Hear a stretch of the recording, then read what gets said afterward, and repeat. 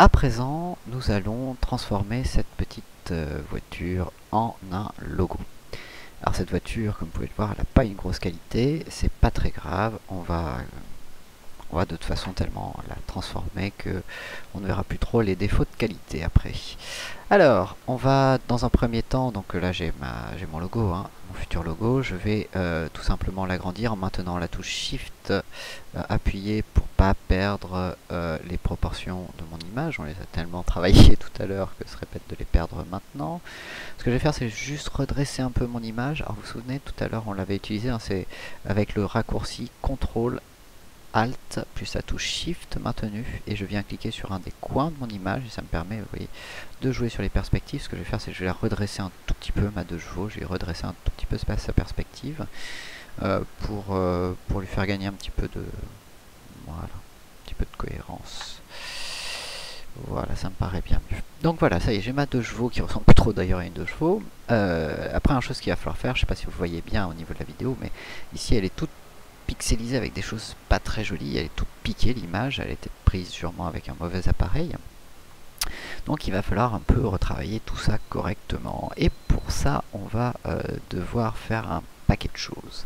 La première chose que l'on va faire, c'est qu'on va appliquer différents filtres. Mais pour ça, vous allez voir, là je vais y aller un peu à tâtons. J'ai un petit peu l'idée de ce que je veux faire, mais je suis pas très sûr de moi. Donc ce que je vais faire, la première chose, c'est que je vais déjà créer un groupe avec ce calque. Donc ça, ce calque, c'est mon logo. Et je vais l'insérer directement dans un groupe. Donc je clique sur le calque et je le glisse sur un dossier groupe. Voilà. Ce groupe, ça va être mon groupe logo. Maintenant que j'ai fait ça, je vais dupliquer mon calque logo. Donc je clique sur mon calque et je l'envoie ici. Je glisse sur nouveau calque afin qu'il me crée un logo copie. Ce logo copie va me permettre de travailler, alors que le logo, je vais tout simplement le masquer, comme ceci.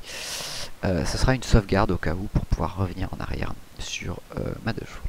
Alors, ce logo copie, qu'est-ce que je vais faire? D'abord, je vais aller dans Filtre, je vais aller dans Atténuation, et je vais choisir un truc qui s'appelle Flou Optimisé. Flou Optimisé, ça permet de faire du flou, mais en essayant de garder au maximum, au mieux, en fait, les nettetés des contours. Mais ce que je vais faire, c'est qu'en jouant sur le rayon ici et sur mon seuil, je vais tout simplement essayer d'obtenir quelque chose d'un peu plus lisse. Voilà. Et surtout casser un petit peu tout le grain de mon image que j'avais, qui était pas beau du tout. Donc il faut qu'on garde les détails de l'image, mais que ça vienne make-upper, c'est-à-dire flouter en fait toutes les parties un peu lisses normalement de ma voiture. Quand c'est bon, je clique sur OK.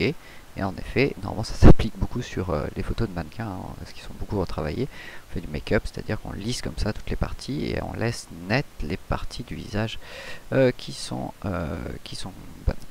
Alors vous voyez, elle reste encore avec plein de petits points. Ces petits points, on va les supprimer. Alors là, on va commencer vraiment à toucher à la matière de l'image. Alors c'est quelque chose qu'on fait énormément.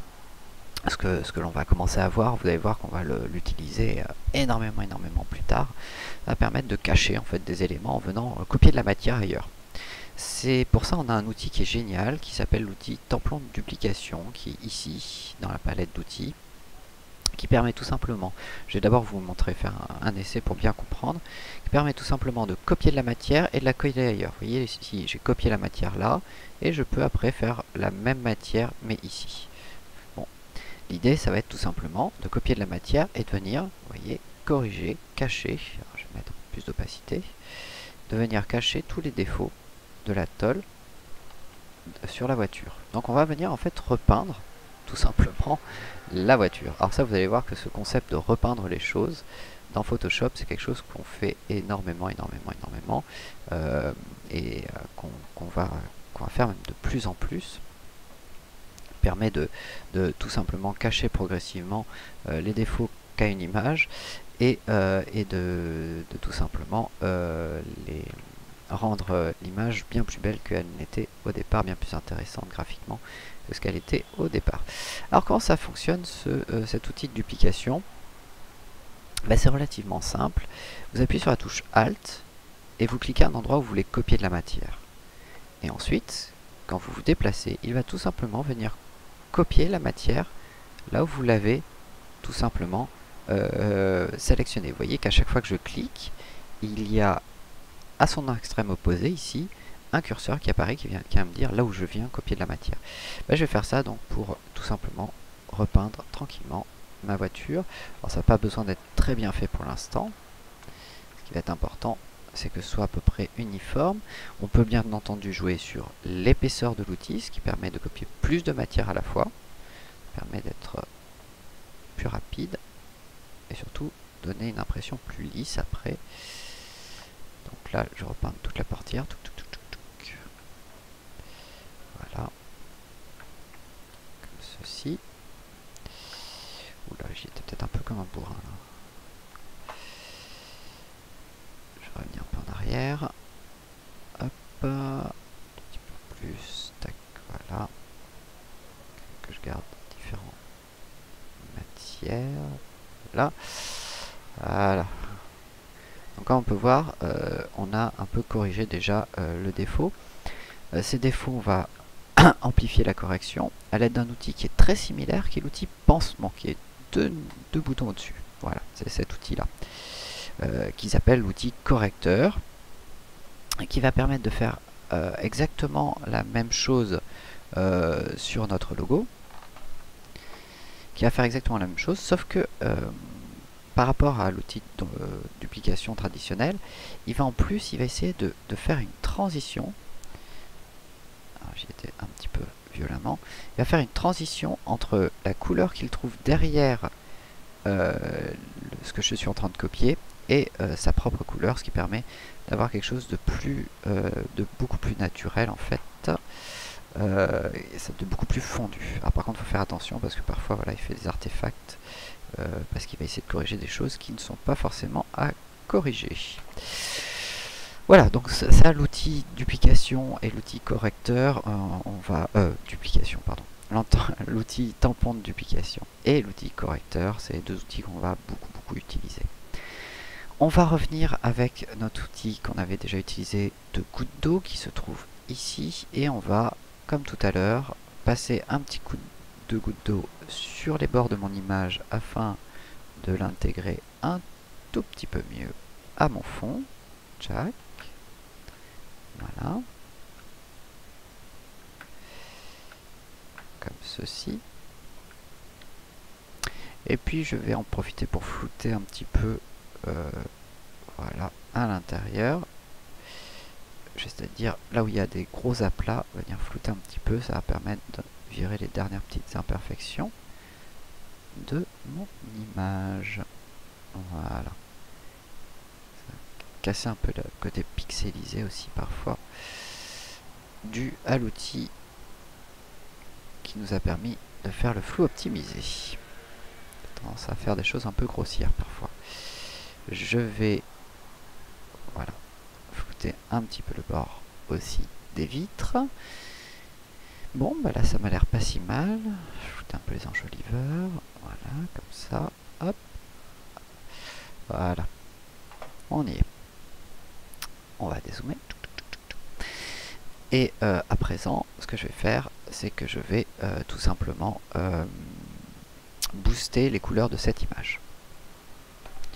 Donc pour ça, je vais aller sur Image, Réglages, Teinte et Saturation, qu'on avait déjà utilisé tout à l'heure, et je vais tout simplement saturer légèrement l'image.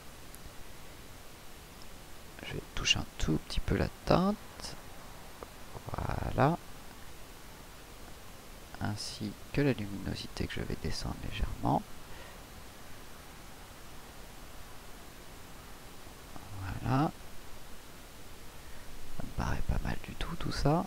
Je clique sur OK. Ensuite, on va pas trop aller trop loin non plus. Ensuite, ben, ça c'est à présent donc mon nouveau logo. On pourrait le retravailler encore plus. À vrai dire, si pour bien faire les choses, normalement, il y a une étape qui est à faire, qu'on verra bien plus tard, qui sera tout simplement l'étape de redessiner totalement à partir de cette image le logo. en vectoriel. On verra ça un tout petit peu plus tard quand vous serez plus rodé avec notamment les outils de manipulation d'objets vectoriels. Alors, ce que je vais faire, c'est que je vais agrandir maintenant pour intégrer mon logo à côté de Salon de l'Automobile. Je vais agrandir mon carré orange, donc mon bloc salon ici. Je vais tout simplement mettre carrément le groupe logo dans mon bloc salon, vu qu'ils vont s'intégrer l'un à l'autre. Mon bloc orange, je vais faire une petite transformation manuelle et venir agrandir ici ce bloc orange. Tac, pour mettre mon logo à l'intérieur. Je vais, à l'aide d'un CTRL T, légèrement réduire mon logo. Ensuite, je vais, à l'aide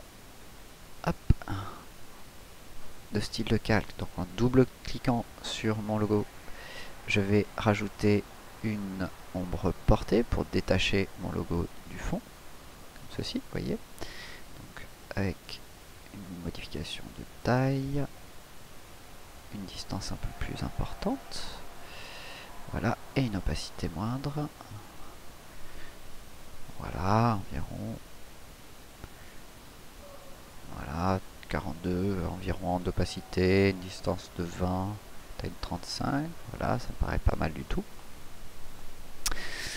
Et je vais avoir donc mon image, ma photo de mon logo de salon, entre guillemets, rigolote, qui va être à présent finalisée.